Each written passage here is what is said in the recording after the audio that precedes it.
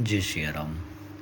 आज हम बात करने के लिए जा रहे हैं, यदि आपके पास में पंचांग उपलब्ध नहीं है और आपको अचानक से कोई भी व्यक्ति फ़ोन करता है या आपसे कोई भी व्यक्ति कहता है कि महाराज जी, मेरी लग्न क्या होगी, मैं इस तारीख को इतने बजे इतने समय मेरा जन्म हुआ है, मैं जानना चाहता हूँ कि मेरा जन्म किस लग्न में हुआ है।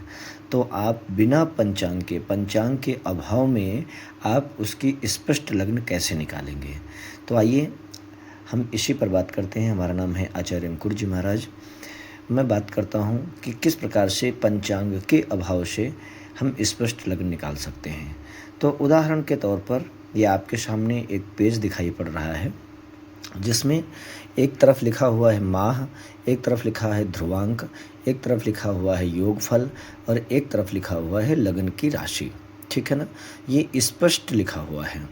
अब हमें कैसे किसी की लग्न को निकालना है बिना पंचांग के, तो आइए बात करते हैं।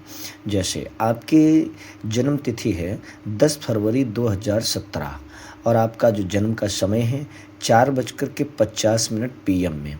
अब यहाँ पर ध्यान देना है कि यदि आपका AM में जन्म हुआ है, यानी दिन में जन्म हुआ है आपका AM में, तो आपको स्टैंडर्ड टाइम नहीं बनाना है। और यदि PM में आपका जन्म हुआ है तो आपको स्टैंडर्ड टाइम बनाना अनिवार्य है। ठीक बात, पहली चीज़ तो ये ध्यान दीजिएगा।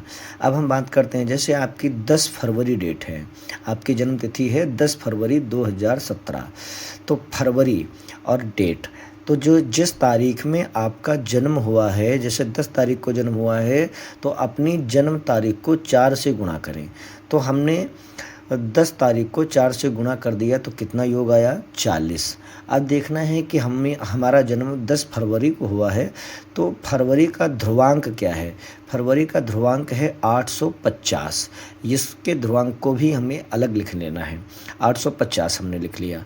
अब 4:50 PM पे इनका जन्म हुआ है, तो इनका स्टैंडर्ड टाइम बनाना अनिवार्य है। तो जब हम स्टैंडर्ड टाइम बनाते हैं तो ज़रा ध्यान दीजिए, 4:50 को हम स्टैंडर्ड टाइम में जब कन्वर्ट करेंगे तो 16:50 आएगा। कितना आएगा, 16:50।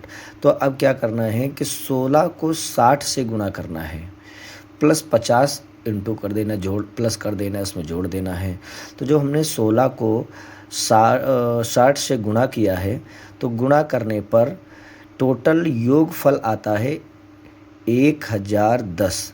16 को 60 से गुणा करने पर और 50 जोड़ने पर टोटल योगफल आया 1010।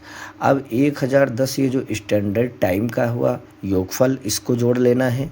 जो फरवरी का ध्रुवांक है उसको जोड़ लेना है 850, प्लस जो आपने जन्म की तारीख उसको 4 से गुणा किया था जिसका योगफल आया था 40, उसको भी जोड़ लेना। तो टोटल जोड़ने पर आया 1900। अब प्राप्त संख्या जो है 1900, लेकिन योगफल जहाँ पर लिखा हुआ है वह 1420 से लेकर 1440 तक ही है। तो करना क्या है कि जो 1900 योगफल आया है उसमें से हमें 1400 माइनस कर देना है। ठीक है ना, जब हम 1400 माइनस करेंगे तो शेष संख्या बचेगी 500। जब 500 बची तो अब हमें देखना है कि ये 500 संख्या कितने से कितने के बीच में आ रही। तो जब हम योगफल में जाते हैं तो देखते हैं कि लिख कर के आ रहा है 465 से 536 तक। तो इसका मतलब 500 इसी के बीच में आएगा।